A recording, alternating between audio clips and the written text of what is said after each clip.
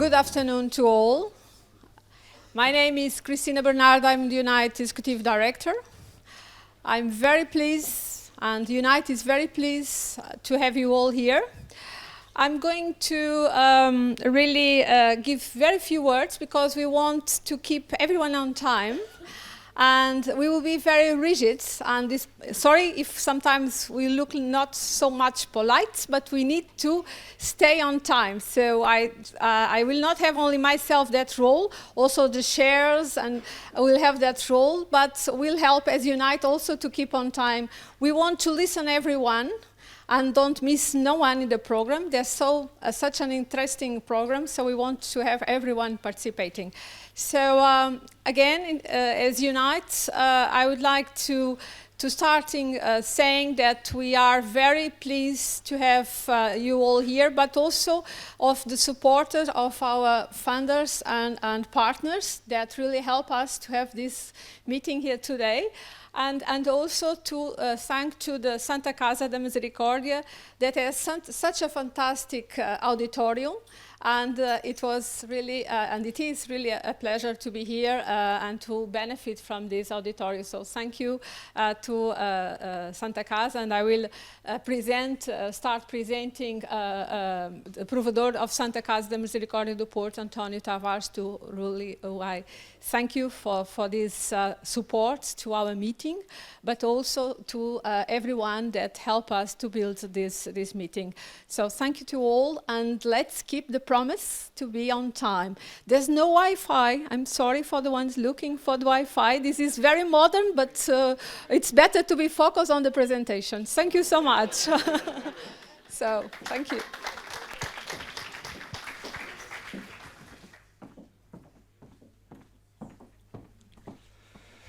Good afternoon to everybody here. I just only take you 2 minutes of your time to say welcome to this meeting, and also to thanks to Ricardo Batista Leite, the president of Unite, to choose us to be partners of this meeting, and also the representative of the Secretary of State of Health, João Golão, and Fernando Paulo, Councillor of Porto City Hall.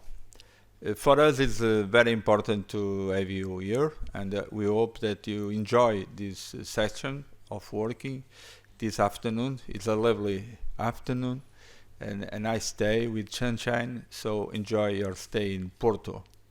Santa Casa da Misericordia do Porto, Holy House of Mercy of Porto, is an NGO, a no-profit organization. We have more than 5 centuries of existence.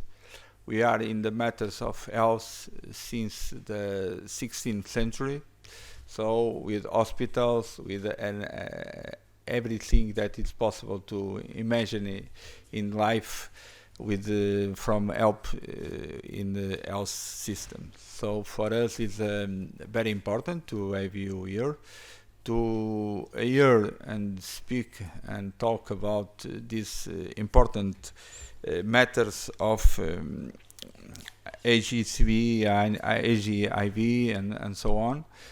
We think that these climate changes and all the things that are happening in this moment in the world needs to be reflexive, to thinking what we can do better, and Portugal is a good example about its history and presence of the world. So enjoy your stay in Porto and welcome. Thank you very much.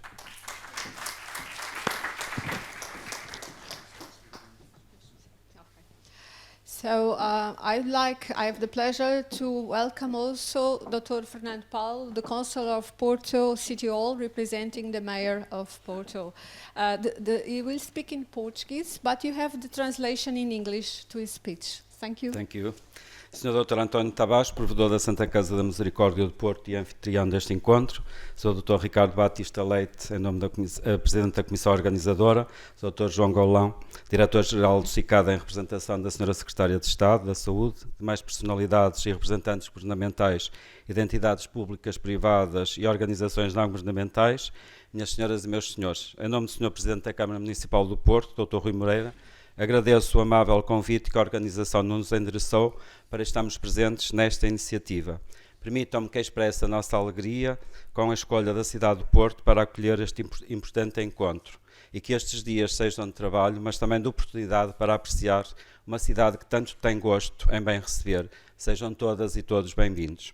É com enorme prazer que participo na sessão inaugural destas jornadas de trabalho, iniciativa promovida por várias organizações internacionais e nacionais de grande prestígio e que se constitui como um apelo à ação, no sentido de entre parlamentares, técnicos e especialistas na matéria se reunirem e debaterem sobre as melhores práticas e das ações concretas necessárias para as ampliar, rumo à eliminação da infecção por VIH, da hepatite C e da tuberculose, designadamente entre utilizadores de drogas.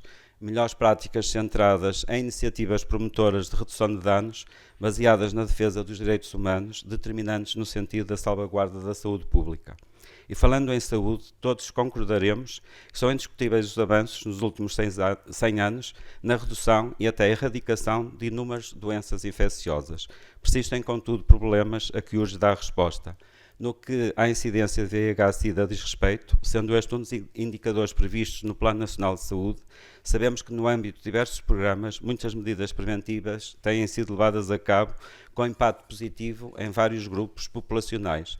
No entanto, e apesar da elevada redução de novos casos, Portugal continua a apresentar uma elevada incidência desta infecção, nomeadamente em grupos populacionais com maior vulnerabilidade e, sobretudo, naqueles que vivem em grandes centros urbanos, pois o número de novos casos de infecção por VIH nas áreas metropolitanas de Porto e de Lisboa representa cerca de 2/3 do número total nacional de novos casos.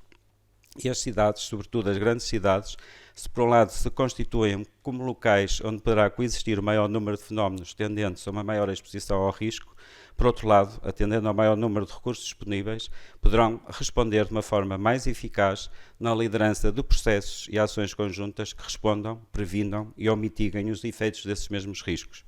Por exemplo, no caso de VIH, será consensual afirmar que as cidades se constituem como locais privilegiados para incitar esforços no sentido de acabar com novas infecções por VIH, evitar mortes relacionadas com SIDA, incluindo as causadas pela tuberculose.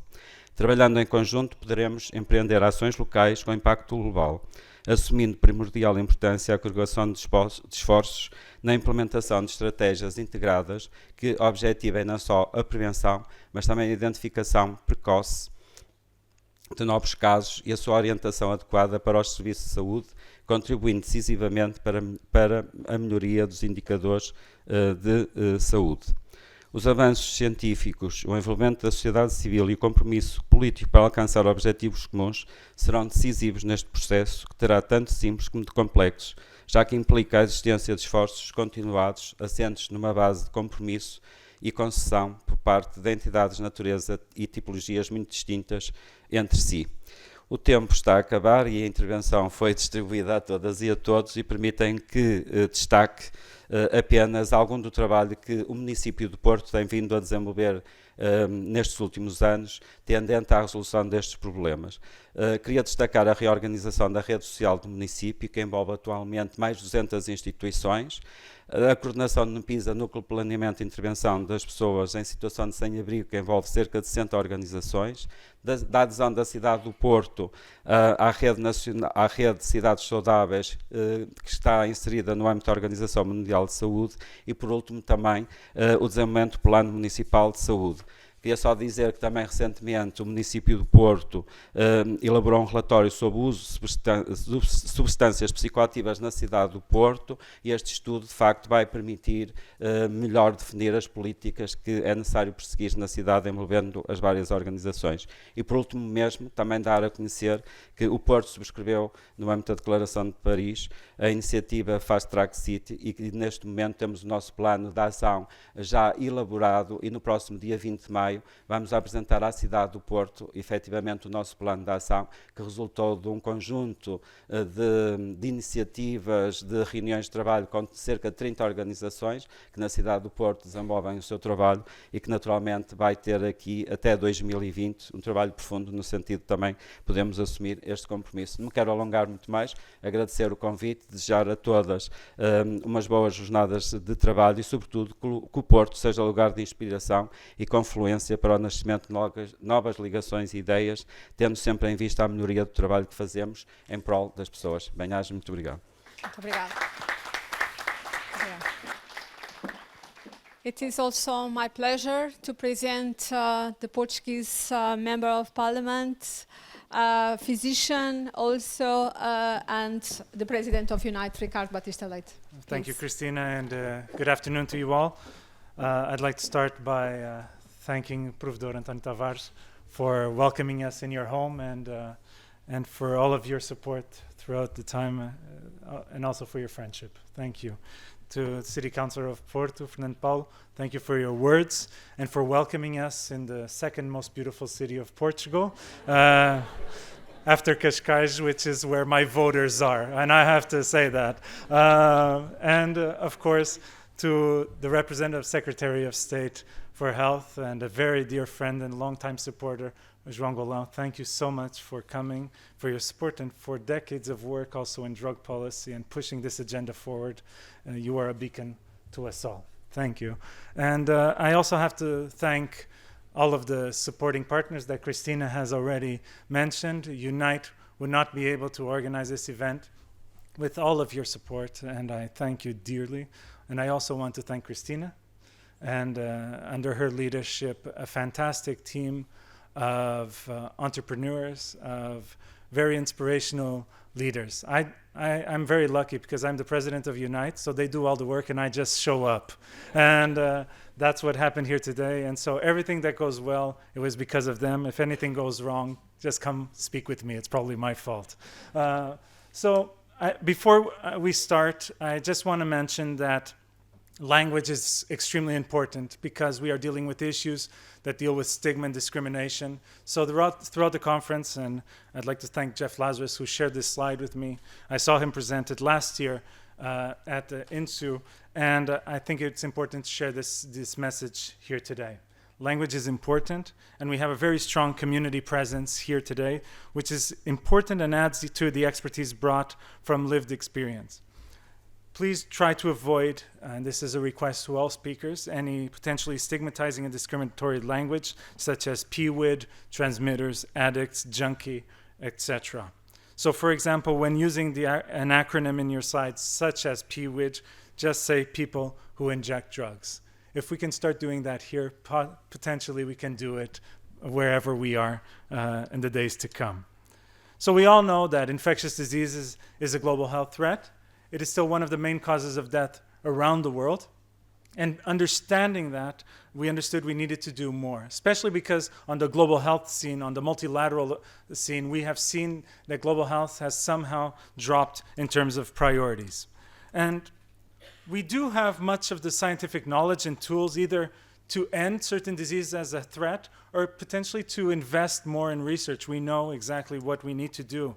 And we know that governments tend to have a seat at multilateral organizations and have a role when deciding what the agenda should be. And community-based organizations have been extremely strong and powerful in moving the agenda forward, particularly or starting off with the field of HIV/AIDS, having built up a generation of, or multiple generations of global health activists. However, in many situations, civil society movements in many parts of the world still don't have access to power. And political engagement and leadership, sadly, is still lacking. So we understood that there was a need to take action to deliver global policy goals that should be aligned with the Sustainable Development Goals of the UN. And we believe that members of parliament have been excluded from this discussion. There are many members of parliament here. I would like to thank you all for taking time from your busy schedules to be here and to present through your presence and through your words a commitment for this cause. We, as parliamentarians, change laws, we change policies, we change budgets. We have the power to influence governments, to keep governments accountable, to change, to deal with civil society and to be in the interface between civil society and political power.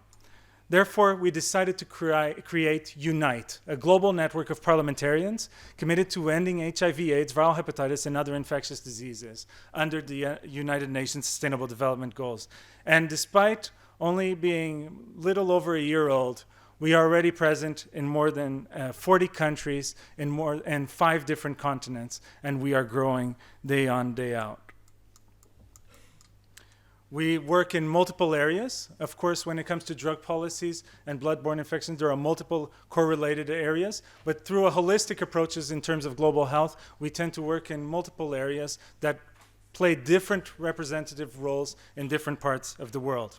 And to do this, we put our members of parliament in the center of all of our activities.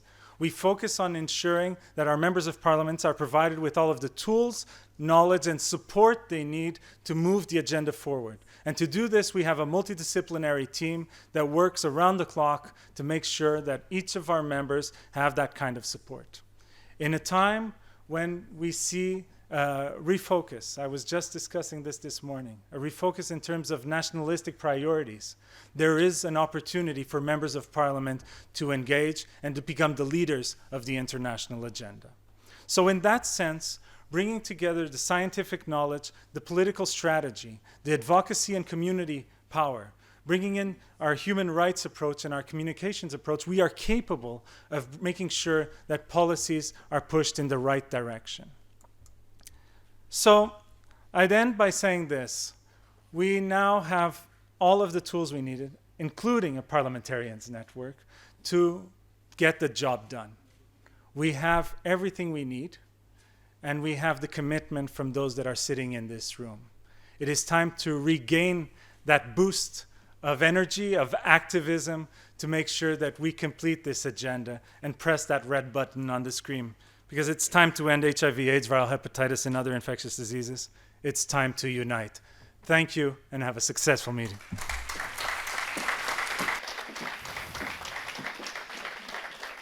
It's my pleasure to present Dr. João Golão, which everyone, I believe, knows, in this role of representing the Secretary of State for Health. Thank you.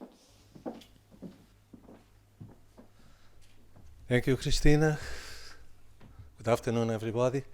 It's a pleasure to be here, and I have the honor to represent here the Secretary of State.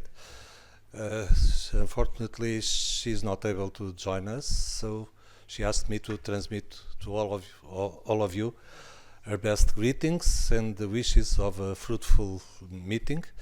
I want to thank Ricardo for the kind words and for organizing this and making the bridges between the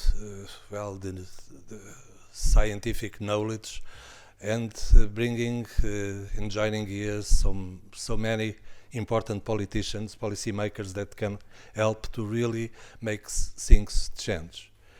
I also want to give my greetings to the Provedor of Santa Casa and to the Vereador of Municipality of Porto.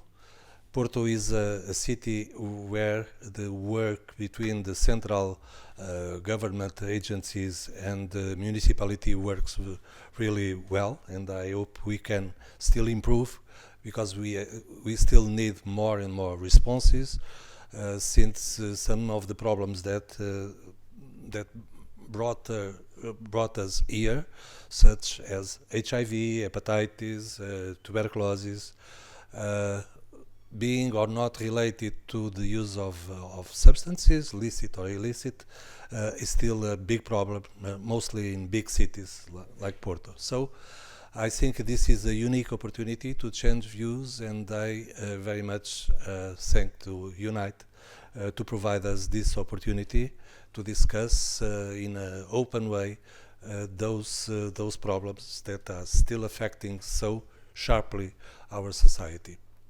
I think in Portugal we are very happy to share our own experiences. This is a side event to a big conference around harm reduction, which is one of the main areas of activity of our strategy. That, as you know, has led us to important results in dealing with substance use related problems, and we hope to keep on track. I think we have the tools to address new problems as they show. we have the legislative, and we have a strategy that allows us to address those new problems. But in fact, we need to sit together to discuss with the civil society, with scientists, with health providers and politicians to better enhance our policies. So this is a unique opportunity. Thank you for it. Good afternoon, and have a good work. Thank you, Dr. Roland. Just to end, I end as I start. Welcome everyone, and also I cannot end without saying that the Joint Action Policy Day is a second edition. We did it the first last year in Lisbon, and I can not end without saying that it's a joint action with UPDESH, with Harm Reduction International, and with INSU, which we thank, and in a special word to Naomi and to Queiroz that help us a lot to build this program and to do everything that we are talking this in this meeting. It was something that was built together. So thank you, and to Jason also, that is not here, but I thank you to all for this fantastic, I hope, program that you also enjoyed. Thank you so much.